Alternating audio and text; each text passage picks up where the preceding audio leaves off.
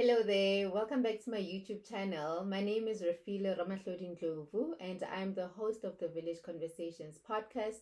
This channel is an extension of that very podcast, which is available on the Village Conversations via Apple Podcast, Google Podcast, as well as Spotify. So welcome back to my YouTube channel and welcome back to the regulars. I appreciate you guys so much. And if you're new here, a warm welcome to you. I hope you are left inspired and encouraged after listening to this week's episode.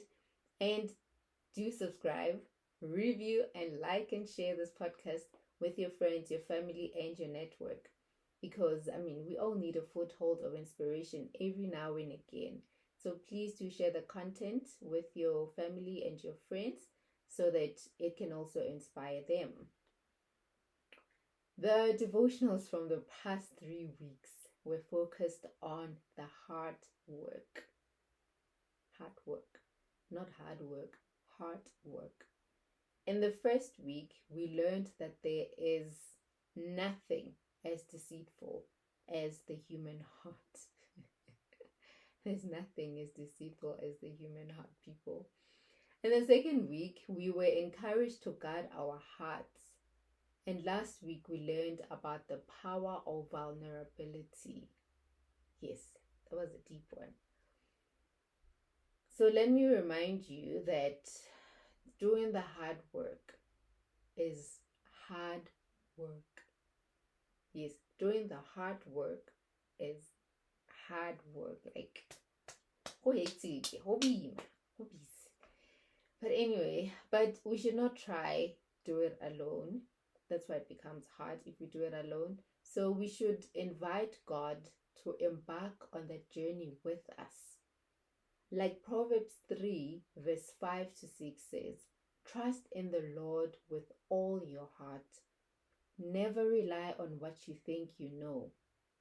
Remember the Lord in everything you do, and He will show you the right way.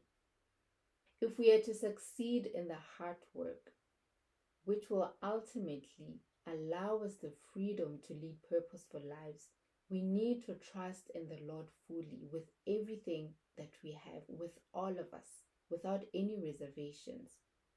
As human beings, our society has defined our strengths and abilities according to how we handle our affairs. If we have a good handle on them, meaning we're handling them perfectly and not showing our brokenness or our weaknesses, we are doing a really great job. And we are capable. As a result, society applauds us. If we handle them in ways opposing this, maybe through crying, sharing in our sorrows, grieving, or failing at something, then we aren't strong enough or even worth it. No applause this time. Self-dependency has been preached as one of the highest forms of achievement. When you express fear, you are told to toughen up. When you express financial difficulty, you are told to hustle more. The list goes on. With all these things, I've not heard of one person fully and confidently advocating for a reliance on God. This reliance is about total surrender to the Holy One. I think that's what we are mostly scared of, because this reliance means surrendering our fears, surrendering our strengths, surrendering our iniquities, surrendering our joys and our pain, our failures and our wins, our health, our shortcomings, insecurities, our finances, our families and our enemies, our hearts, and every aspect of our lives to Him. When we've surrendered, we are handing control over back to God so that His goodness can manifest in our lives. When we do this, He directs our paths and shows us the right way.